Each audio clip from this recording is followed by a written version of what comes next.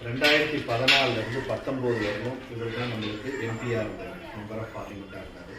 நம்ம அம்மா பார்க்கு ராஜநாத் அவர்கள் போயிருக்கீங்க, விக்னராஜபுரம் ரேஷன் கடை, சித்தேரி நடப்பாதை எல்லாமே ஏடிஎம்கே பீரியடில் கொண்டு வந்த டெவலப்மெண்ட்ஸ் தான். இவரும் அந்த சென்ட்ரல் கவர்மெண்ட் அவர் கொடுக்குற ஃபண்டில் கிட்டத்தட்ட 50% 11 crores மேலே இன்ஃப்ராஸ்ட்ரக்சருக்கு செலவு பண்ணார். நம்ம வேங்கை வாசல் மட்டும் 1.2 crores கொடுத்தாரு. நம்ம நிறைய சின்ன சின்ன ரோடுகள் தான் அந்த மட்டும் வச்சுருக்கோம்.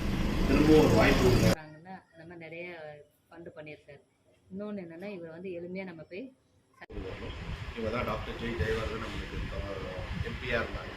அதே மாதிரி நம்ம விக்னராஜபுரம் ரேஷன் கடையாகட்டும், அம்மா பார்க்கு நீங்கள் போயிருக்கீங்க, நம்ம சித்தேரி நடப்பாதை எல்லாமே ஏடிஎம்கே பீரியடில் கொண்டு காலையில் இபிஎஸ் அவர் முதலமைச்சராக இருக்கும்போது எல்லாருக்கும் நம்மளோட அக்கௌண்ட்டில் வந்தது. அந்த மாதிரி இவங்க பண்ணல. இந்த டைமு மறக்காமல் டாக்டர் ஜெயவர்தனுக்கு ரெட்டலை சின்னத்தில் எல்லாரும் ஓட்டு போட்டு அவரை ஜெயிக்க வச்சார். நீங்கள் அம்மா பார்க்கு போயிருக்கீங்க, விக்னராஜபுரம் ரேஷன் கடை, சித்தேரி, இது எல்லாமே ஏடிஎம்கே பீரியடில் கொண்டு வந்தால் நடத்திட்டாங்க. மத்திய அரசு கிட்ட வாங்க.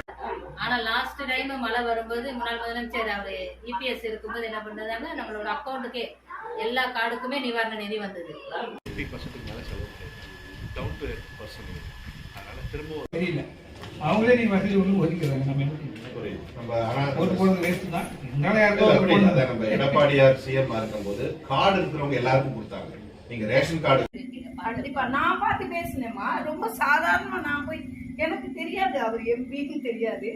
அப்புறம் கிட்ட போகும்போது சொன்னாங்க யாரு அப்படின் போது எம்பி ஜெயக்குமாரோட